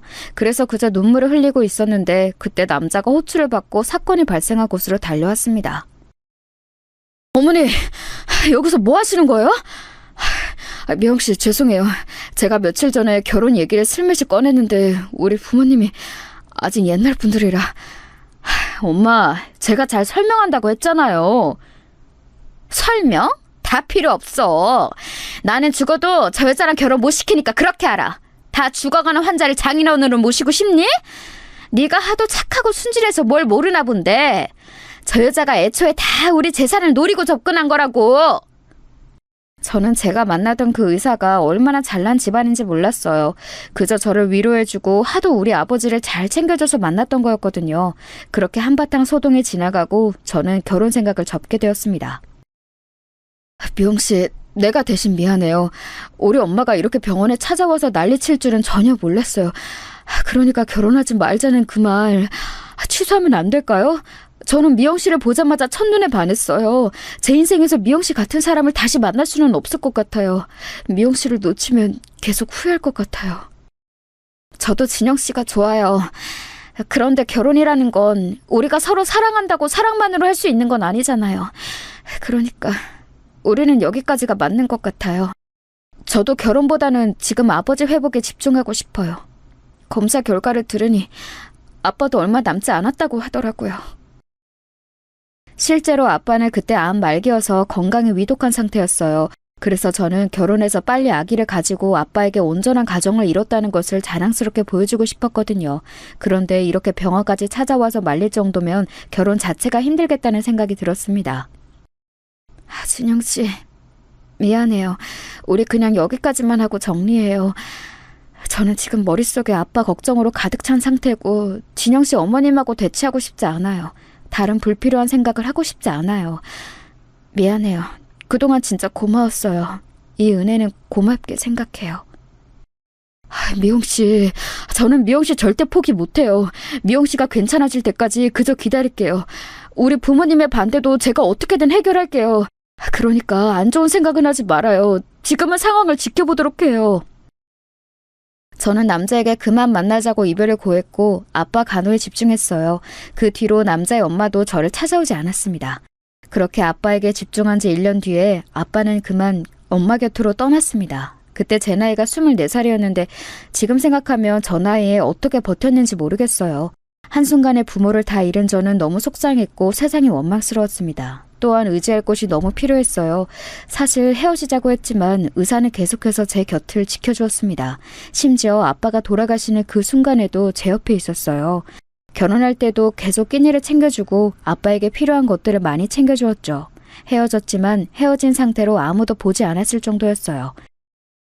미영 씨, 아버지 돌아가신 거 안타깝게 생각해요. 그동안 너무 고생 많았어요.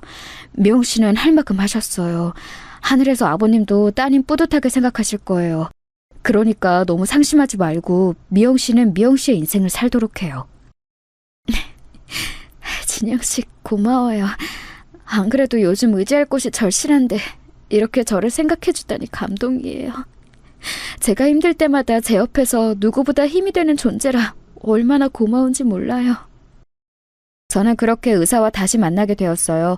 부모님이 없이 혼자 남겨진 저한테 저 남자는 제 구원자였습니다. 그렇게 시작된 연애는 참 행복했어요. 둘이 있으며 세상을 다 가진 기분이 들었습니다.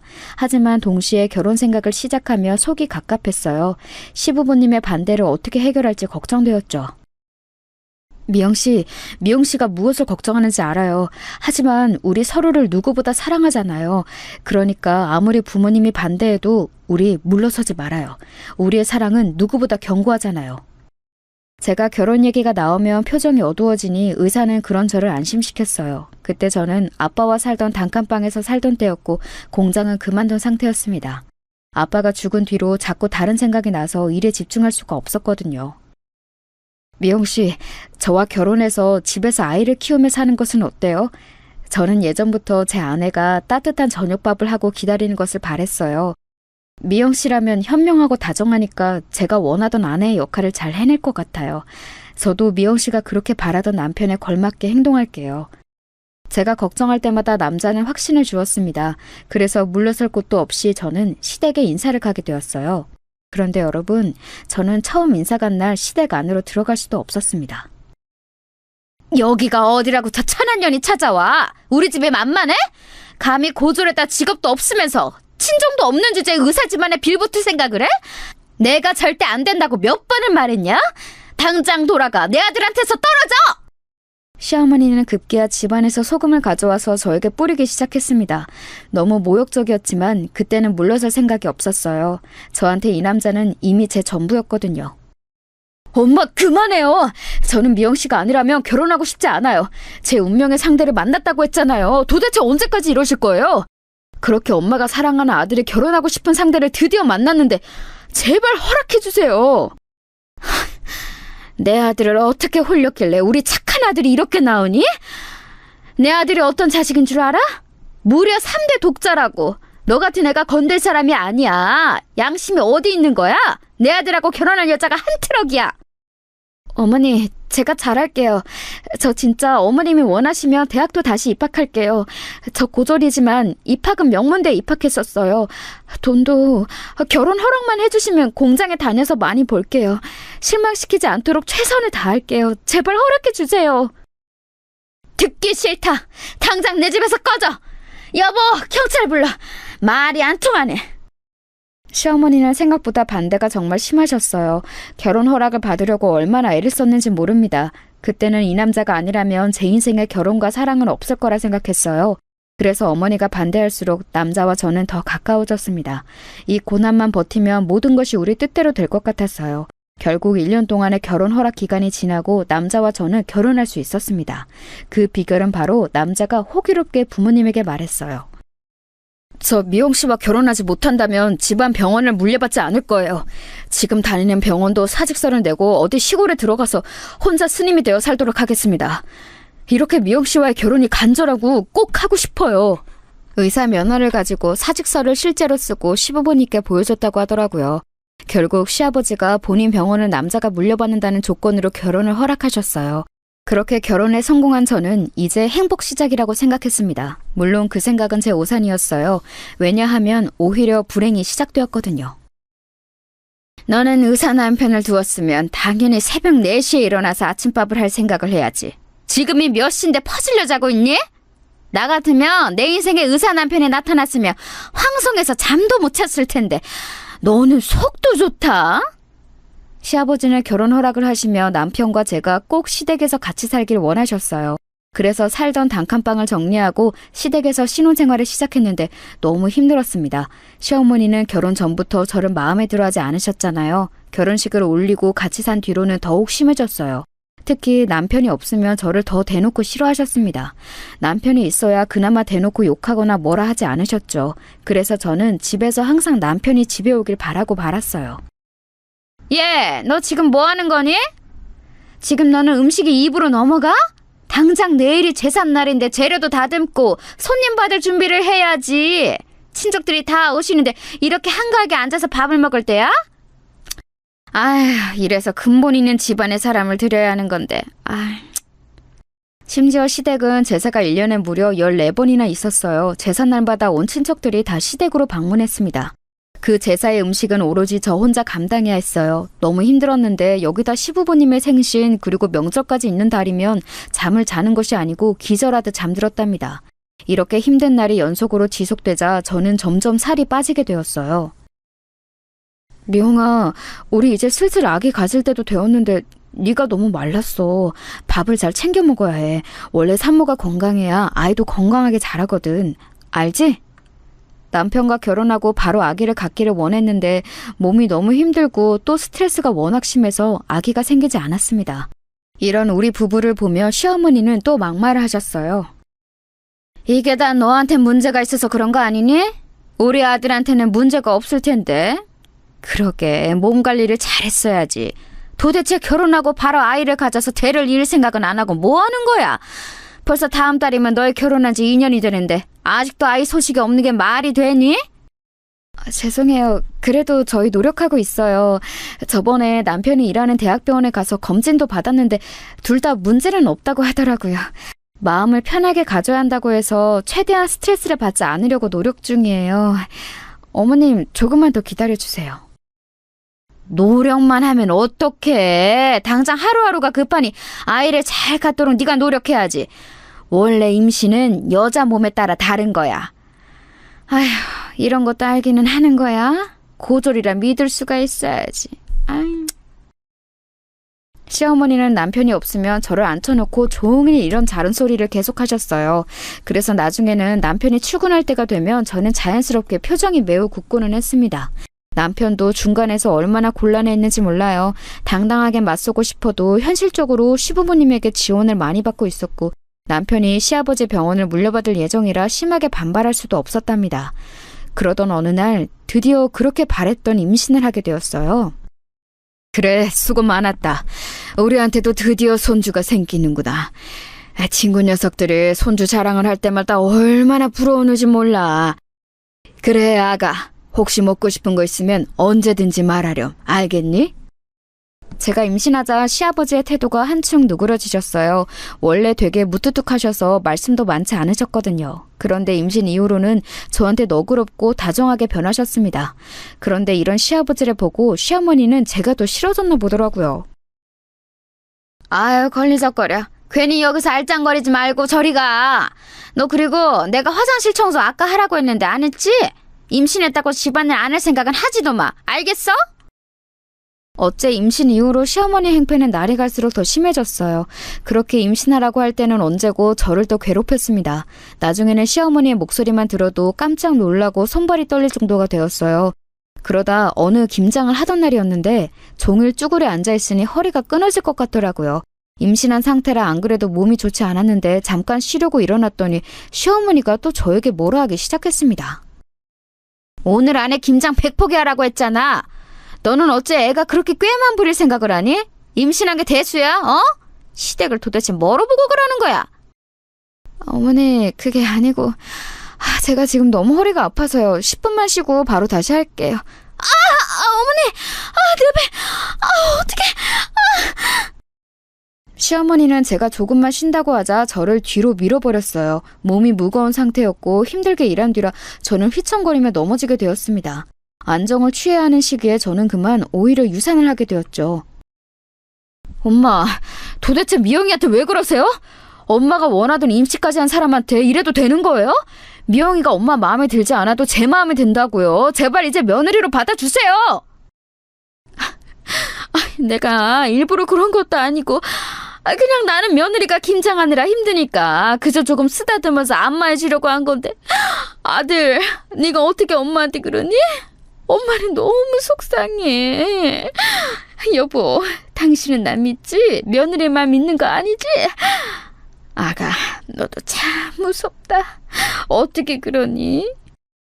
아이를 유산하게 된 저는 너무 슬펐어요. 어렸을 때부터 온전한 가정을 이루고 싶은 마음이 매우 컸는데 다른 사람도 아니고 시어머니 때문에 아이를 잃은 거잖아요. 그래서 울분을 토하며 남편에게 있었던 일을 털어놓았습니다. 그러자 시어머니는 오히려 눈물을 보이며 억울해하더라고요. 그 모습을 보고 얼마나 어이가 없었는지 몰라요. 그 뒤로 저는 시어머니만 보면 온몸이 굳어 아무것도 할 수가 없었어요. 스트레스가 심해서 몸무게도 너무 많이 빠지게 되었죠. 그런 저를 보고 남편은 이대로는 안 되겠다고 생각했나 봐요. 미영아, 내가 아버지한테 말했어. 우리 이제 분가하자. 분가하고 우리끼리 살면서 가정을 이루는 게 훨씬 나을 것 같아. 아버지도 네가 유산한 것을 보고 내 의견에 동의하셨어. 우리 엄마가 그동안 너한테 시집살이 했던 거 대신 사과할게. 미안하다. 아이를 잃고 심한 우울증에 시달렸던 저는 그나마 남편이 있어서 버틸 수가 있었어요. 아이에 대한 갈망은 그 누구보다 제가 제일 심했거든요. 엄마 없이 자란 저는 아이에 대한 욕망이 심했는데 유산해서 제정신이 아닌 상태였습니다. 그런 저를 위해 남편이 시아버지에게 말해서 분가를 하게 되었어요. 그런 상태로 시댁 행사에 참여하지 않고 제 회복에 힘을 쓰게 되었습니다. 그리고 임신을 다시 준비했는데 도저히 아이가 생기지 않았어요. 미영아, 검사 결과 나왔어. 우리 자연적으로 임신은 이제 힘들 것 같아. 시험관을 통해서 시도해보자. 쉽지 않은 결정이지만 이왕 가지기로 한 거 끝까지 해보자. 미영이 너와 나 사이에 아이가 생긴다면 정말 행복할 것 같아. 여보, 나 이번에 만약 아이가 생기면 진짜 최선을 다해서 키울 거야. 내가 얼마나 아이에 대한 욕망이 심한지 알지? 시험관? 나는 아무 상관없어. 우리가 아이를 가질 수만 있다면 더한 것도 할 수 있어.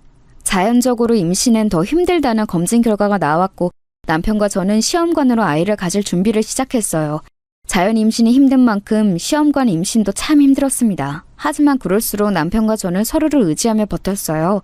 그리고 마침내 시험관으로 힘들게 아기를 가지게 되었습니다. 그래, 우리 아들하고 며느리 둘 다 고생 많았다.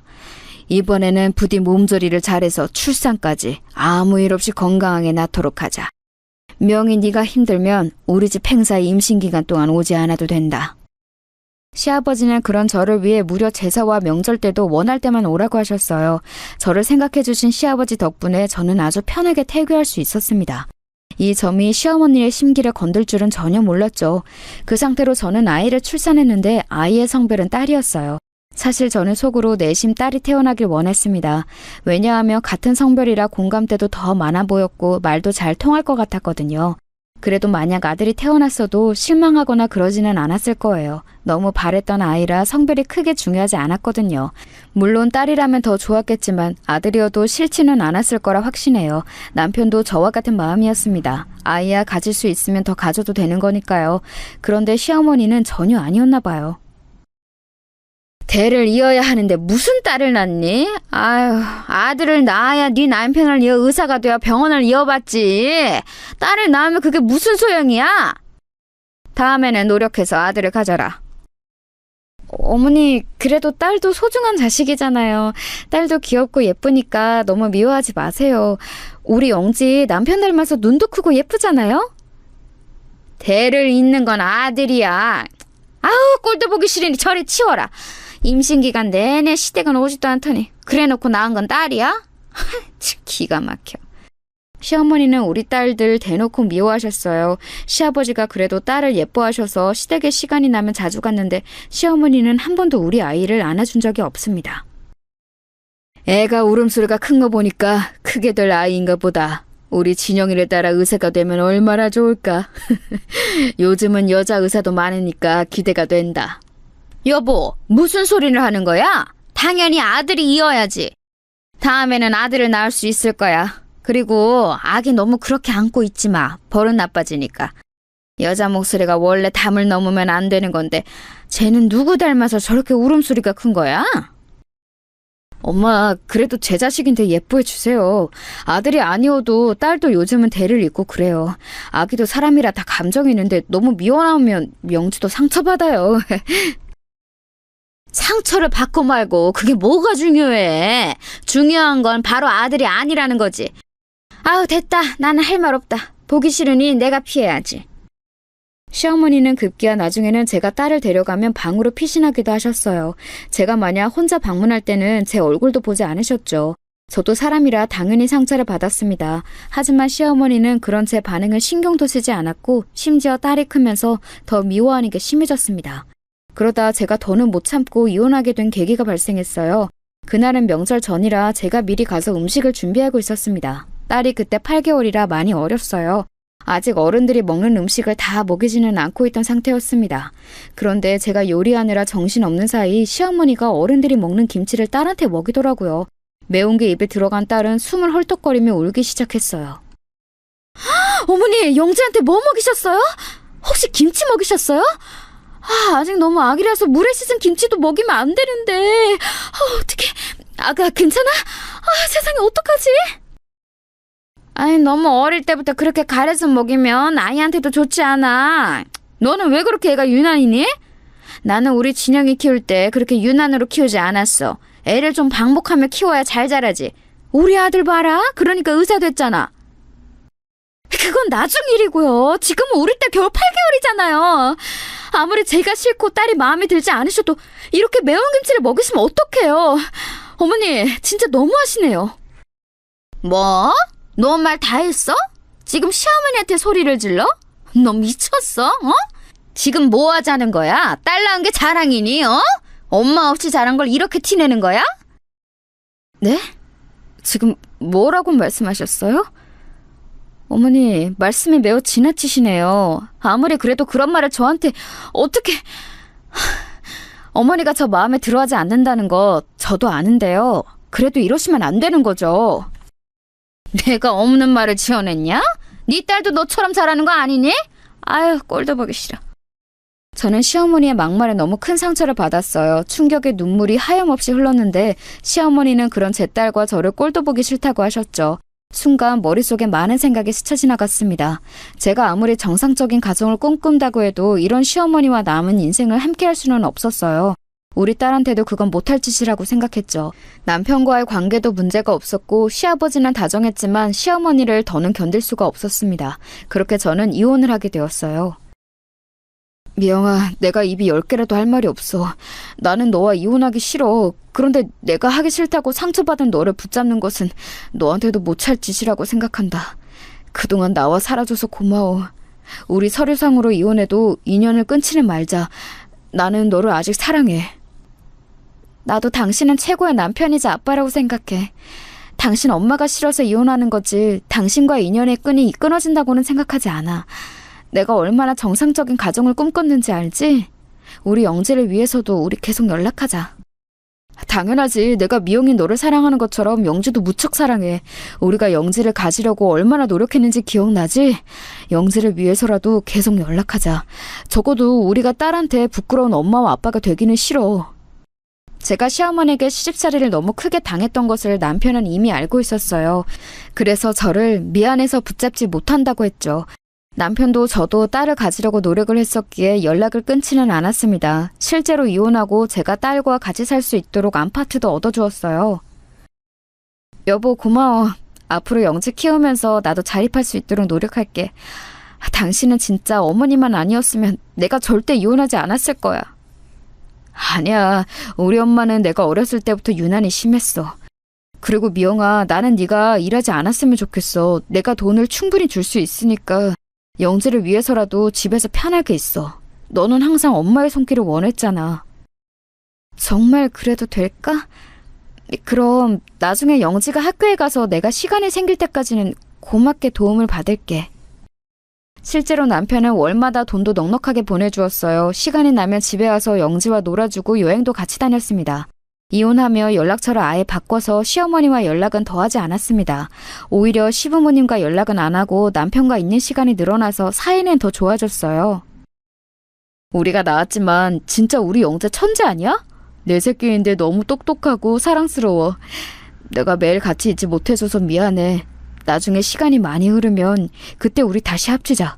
그리고 영지 키우면서 필요한 게 있으면 언제든지 말해. 그렇게 남편과 저는 틈만 나면 만나서 같이 영지를 키웠어요. 우리 딸은 제 인생에 있어 가장 큰 축복이었습니다. 만약 영지가 없었으면 저는 정상적인 삶을 살 수 없었을 거예요. 아이가 저한테 미친 영향은 그 정도로 엄청났어요. 엄마, 나 오늘 학교에서 1등해서 상장 받았어. 선생님이 잘했다고 칭찬해줬어. 너무 기뻐서 받자마자 엄마한테 보여주려고 가져왔어. 아빠한테도 전화로 알려주자. 뭐? 1등? 세상에, 확실히 우리 딸은 아빠 머리를 닮았네. 아빠가 들으면 너무 좋아하겠다. 너무 수고했어. 영지야, 사랑해. 딸이 자라면서 이혼 가정이라고 차별을 받을까 얼마나 걱정했는지 몰라요. 남들이 뭐라 하는지는 전혀 관심 없었고 저는 상관이 없었는데 딸의 상태가 걱정되었죠. 그런데 다행히 남편과 제 사랑을 듬뿍 받고 자란 딸은 본인의 부모가 이혼 상태라는 것을 정확히 알고 있었어요. 이혼 가정이 뭐라고 뒤에서 뭐라 하는 거지? 엄마, 나는 남들이 우리 가족에 대해 뭐라 하든지 아무 신경이 쓰이지 않아. 중요한 것은 엄마랑 아빠가 나를 얼마나 사랑하는지가 중요하지. 안 그래? 아유, 우리 딸 엄마 닮아서 말도 잘하네. 그렇지, 그게 제일 중요한 거야. 그러니까 남자들이 하는 말은 전혀 신경 쓰지 않아도 돼. 영재야, 뭐 필요한 거 없어? 아빠가 다 사줄게. 이혼했어도 일주일에 적어도 3번은 만나던 사이라 남편과 사이는 아주 좋았어요. 남편도 딸을 무척 사랑했고 딸도 이혼한 부모지만 다 이해해 주었죠. 심지어 딸은 아주 똑똑해서 학교에서 성적도 높게 받았습니다. 진짜 저는 우리 영지를 키우는 재미로 살았다고 해도 과언이 아니에요. 애지중지 키운 우리 딸이 고등학교를 졸업하던 날에는 제가 다 눈물이 나오더라고요. 엄마가 왜 울고 그래? 나는 눈물이 안 나와. 그동안 나 키우느라 고생했어. 그러니까 그만 울어. 내가 너를 어떻게 가지고 낳아서 키웠는지 갑자기 실감이 나. 우리 영지가 이제 성인이라고? 그렇게 작던 네가 성인이라니 엄마는 너무 기뻐. 여보, 당신도 믿기지 않지? 우리 딸이 성인이래. 우리가 영지를 가지기까지 얼마나 많은 일이 있었어. 그러니까 말이야, 감회가 새롭다. 그래도 결과적으로 우리가 이렇게 다 건강하고 행복하게 사니까 얼마나 다행이야. 나는 미영이 네가 행복하면 나도 좋아. 딸은 서울에 있는 명문대학에 입학했어요. 워낙 똑똑한 아이라 대학에 가서도 장학금을 타기도 했습니다. 열심히 공부도 하고 연애도 하던 딸은 우수한 성적으로 졸업했어요. 제가 대학을 졸업하지 못했던 것을 기억하시나요? 그래서 딸이 대학을 졸업할 때도 감회가 새로웠답니다. 이렇게 영지는 저한테 딸이자 제 인생의 전부였어요. 대학을 졸업하고 대기업에 입사한 딸은 몇 년 일하더니 글쎄 결혼하겠다며 사위를 데려왔습니다.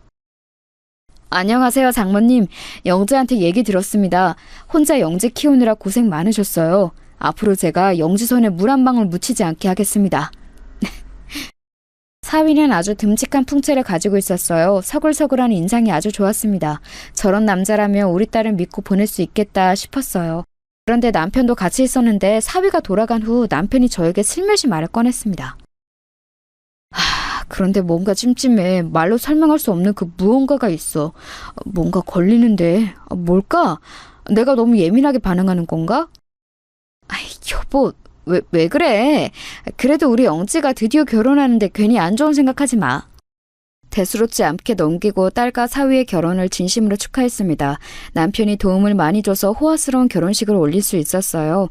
행복해하는 딸의 얼굴을 보고 저는 눈물이 멈추질 않았습니다. 우여곡절이 유독 많았던 인생인데 그래도 하나밖에 없는 딸이 드디어 결혼하니 감개무량했어요. 영재야, 행복하니? 결혼 생활은 어때? 엄마는 네가 물가에 내놓은 아이 같아.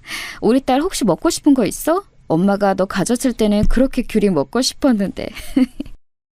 나는 결혼하길 잘한 것 같아. 엄마랑 둘이 살 때도 행복했는데 확실히 결혼하니까 이런 게 사랑이구나 느껴져.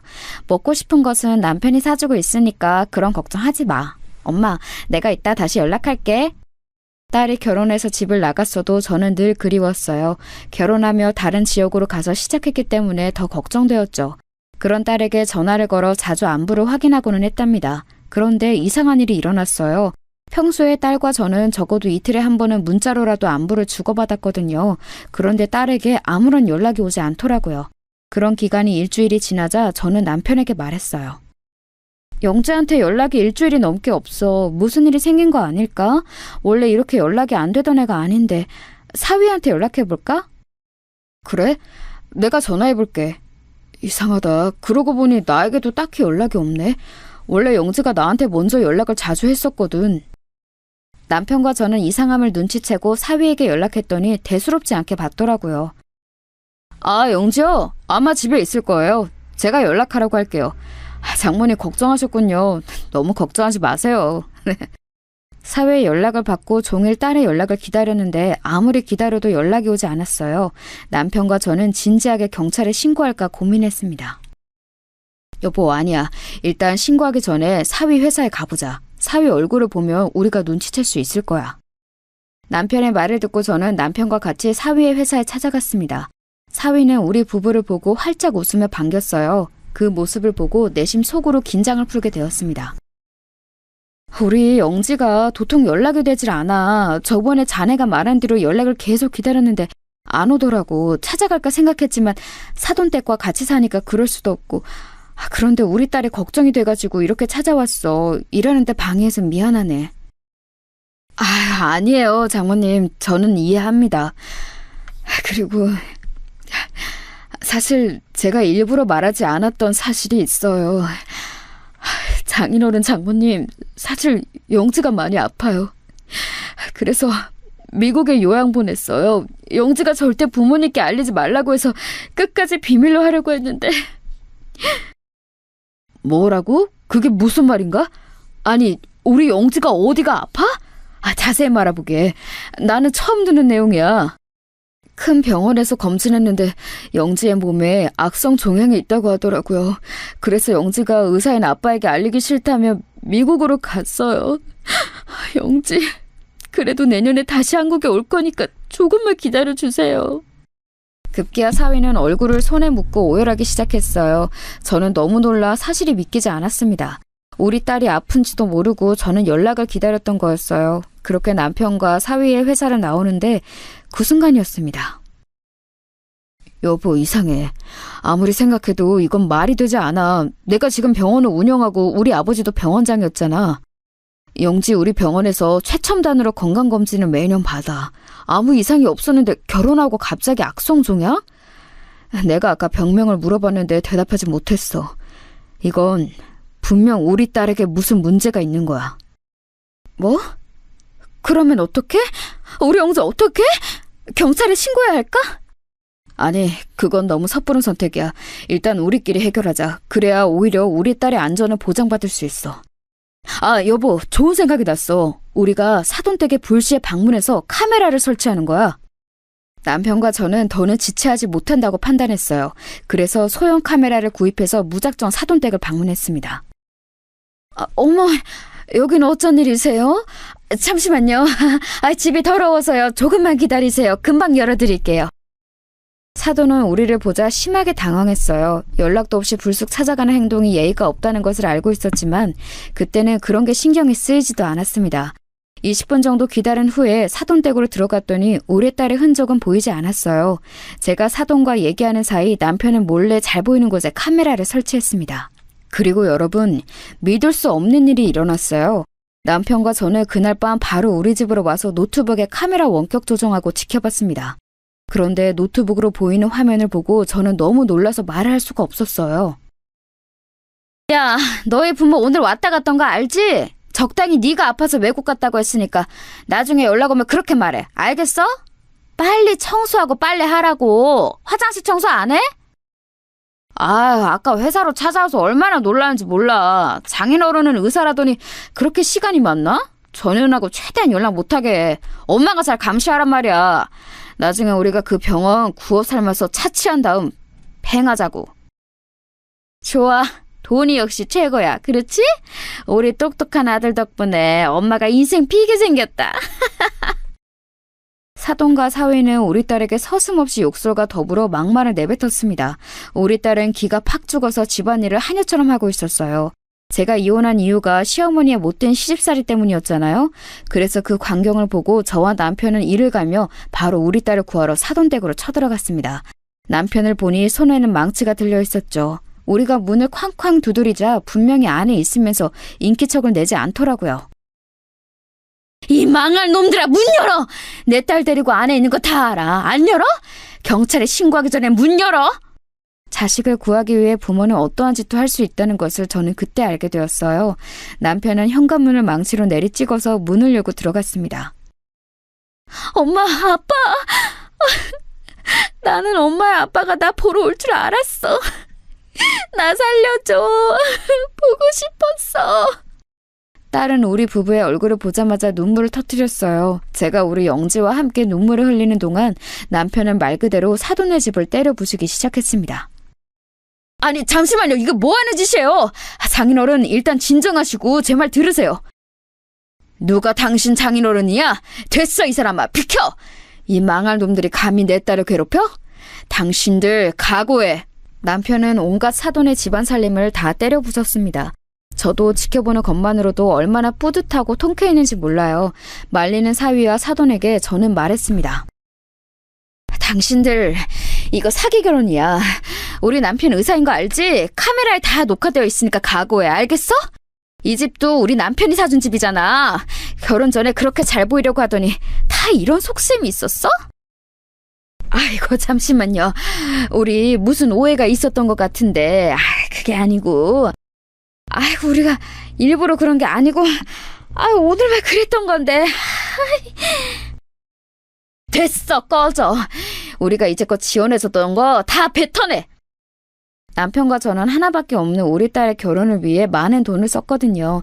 실제로 사돈과 같이 사는 그 집도 우리 남편이 해준 거였어요. 작정하고 사기 결혼을 한 저 망할 놈의 집안을 용서할 수 없었습니다. 결국 그렇게 집에 있는 모든 것들을 망치로 부수니 마음이 편안했어요. 엄마랑 아빠가 날 구해주지 않았으면 나는 핸드폰도 없이 계속 집안일만 하며 잡혀 있었을 거야. 진심으로 고마워. 역시 가족이 최고야, 그렇지? 망치로 집안을 돌아다니며 때리던 아빠가 마치 슈퍼맨처럼 느껴졌어. 네 아빠가 다른 사람을 몰라도 영지 너한테는 언제나 진심이잖아. 엄마랑 아빠는 너를 위해서 그 무엇이든 할 수 있어. 그 사기꾼들은 잊고 이제 우리 딸의 인생을 살도록 하자. 딸은 다행히 남편과 제 극진한 간호 덕분에 금방 정신적인 충격에서 벗어날 수 있었어요. 그 뒤로 당연히 이혼했고 지금은 저와 함께 행복하게 살고 있답니다. 결혼하지 않고 저와 평생 살 거라는데 미래는 모르는 거겠죠? 여기까지가 제가 준비한 사연인데 재밌게 들으셨나요? 들어주셔서 감사합니다. 저는 딸과 남편과 남은 인생 값지게 살겠습니다.